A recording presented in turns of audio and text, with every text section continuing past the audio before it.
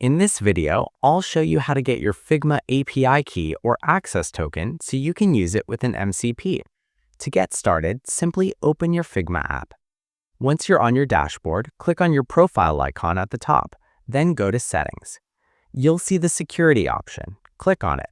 Here you'll find the Personal Access Tokens section, which states that personal access tokens allow you to access your own data via the API. Make sure you don't share your personal access token with anyone you don't want accessing your files.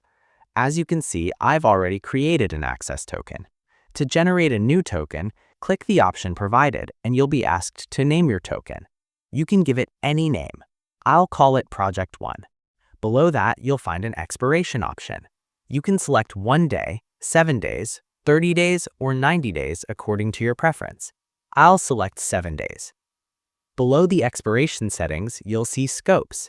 These are the permissions you're granting your access token, determining what the MCP can access through the Figma API. Select permissions according to your needs by enabling the appropriate checkboxes. Once everything is configured, click Generate Token at the bottom. Your token will now be displayed. Make sure you copy and save this token somewhere secure as it will only be shown once. Also, do not share it with anyone you don't trust. Once you've copied the token, you can use it wherever needed, such as in an MCP. That's how you create your Figma API key or access token. If you want to learn how to use the Figma MCP inside VS Code or Cursor, simply click on the video appearing on your screen.